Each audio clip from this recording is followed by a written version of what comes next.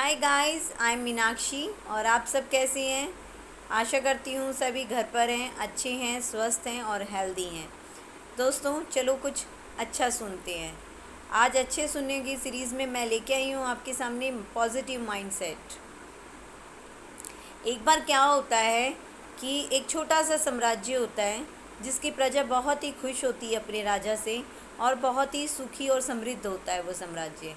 लेकिन एक दिन ऐसा पता चलता है, राजा को खबर आती है कि जो बड़ा साम्राज्य है वो आप पर आक्रमण करने वाला है। अब राजा इस बात से चिंतित हो जाता है। वो सोचता है कि मेरे पास ना तो इतने सिपाही हैं और ना मेरे पास इतने हथियार हैं जिससे कि मैं उस राज्य की सेना के साथ आक्रमण कर सकूं।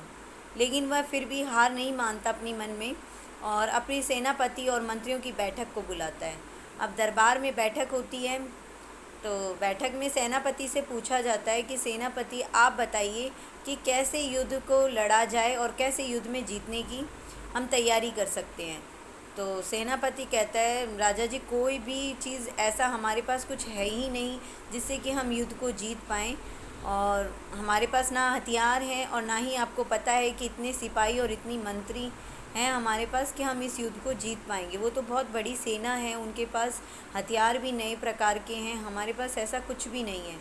तो मेरा मानना ये है कि हमें हार माननी लेनी चाहिए और घुटने टेक देने चाहिए। अब राजा को ये बात पसंद नहीं आती है सिपाही की, लेकिन वह उस समय चुप रहता है और बैठक को स्थगित कर देता है।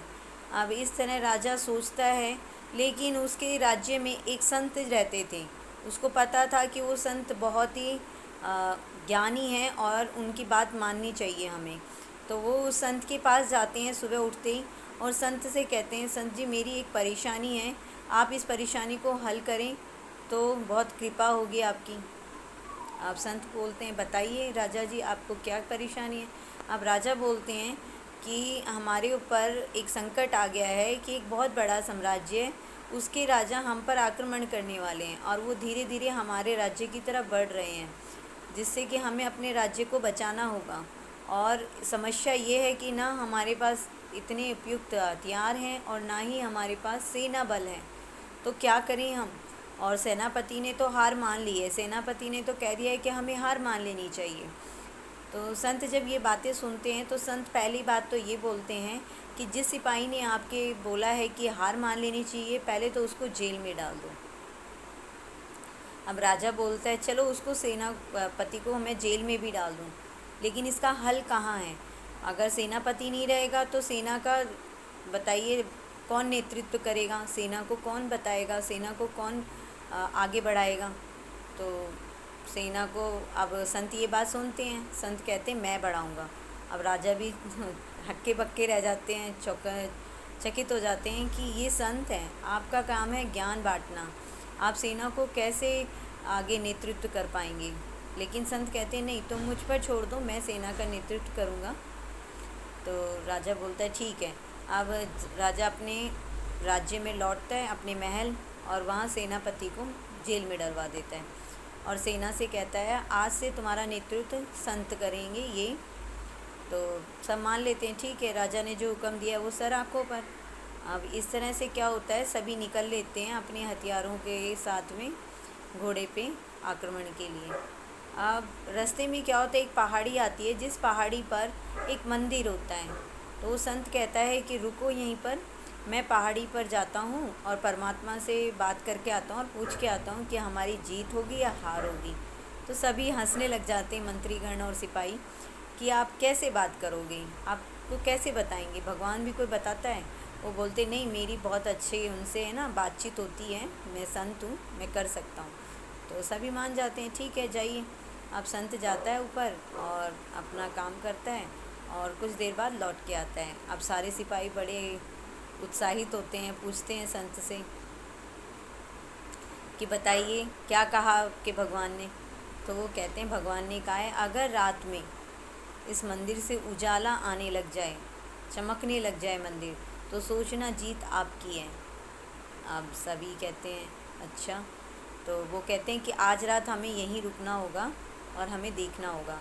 संत कहते हैं, अब सब मान जाते हैं, ठीक है, वहीं पे डेरा डाल लेते हैं सभी मंत्री और सिपाही वगैरह। अब वो शाम का वेट, रात का वेट करने लग जाते हैं। सभी के मन में एक सवाल होता है कि पता नहीं क्या होगा। देखते हैं रात होते होते उस मंदिर में से बहुत तेज़ का उजाला आने लगता है और मंदिर चमकने लग जाता है। तो सभी बड़े खुश हो जाते हैं और कहते हैं कि जीत तो हमारी ही पक्की है। और इस तरह से सारे अपना पूरी रात सोते हैं और सबको यही माइंड में रहता है, दिमाग में, कि जीत हमारी ही होगी। और सुबह जाते हैं और युद्ध लड़ते हैं और युद्ध में जीत उन्हीं की होती है। अब जब युद्ध से जीत कर वापस लौट रहे होते हैं तो फिर से रास्ते में वही मंदिर पड़ता है। तो सभी मंत्री और सिपाहीगण बोलते हैं कि संत जी, आपने जब तो इनको जोत जगाई थी, आप जाके धन्यवाद कर आइए भगवान जी का, जीत तो आखिर उन्होंने ही दिलाई है। तो संत जी मुस्कुराने लगते हैं। तो सिपाही और सभी देखते हैं, बोलते हैं आप मुस्कुरा क्यों रहे हो? बोलते हैं ऐसा कुछ भी नहीं था जैसा तुम सोच रहे हो, भगवान ने मुझे कोई जवाब नहीं दिया था, बस इतना सा था कि आप लोगों के दिमाग में जीत, आप लोगों ने अपने दिमाग में मान ली थी, इसीलिए आज आप जीत पाए हैं। मैं दिया तो दिन में ही जला के चला गया था और दिन के उजाले में वो दिए की रोशनी आपको नज़र नहीं आ रही थी, और वो रात होते होते वो दिया जगमगा उठा, जिससे कि आपको लगा कि जीत हमारी होगी। इससे आपके दिमाग में ये बात बैठ गई कि जीतेंगे आप ही। इस तरह से आपका हार का जो डर था आपके मन में, जो आपको डर था कि हमारे पास सेना नहीं है, वो सभी डर ख़त्म हो गया और आप इस युद्ध को जीत पाए।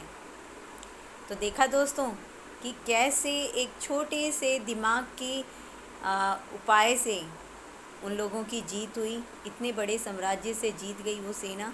ठीक उसी तरह दोस्तों मैं आपसे कहना चाहूँगी कि अगर आपने अपने माइंड में एक बार सेट कर लिया, पॉजिटिवली माइंड में सेट कर लिया कि मैं ये काम कर सकता हूँ, आई कैन डू इट, चाहे वो कुछ भी हो, चाहे वो छोटा ही काम हो, बड़ा हो, वो कोई मायने नहीं रखता, कोई मैटर नहीं रखता कि वो काम कितना बड़ा है और आप इस समय किस सिचुएशन में। सिर्फ मैटर रखता है कि आपने उसको दिमाग से कितना मान रखा है। अगर आपने दिमाग से हार मान ली तो हार पक्की है, और आपने दिमाग से मान लिया कि मैं जीतूँगा, तो दोस्तों जीत आपकी ही होगी। तो आज की कहानी में हमें यही मोरल मिलता है कि हमेशा पॉजिटिव माइंडसेट से रहें, जीत आपकी होगी। Thank you.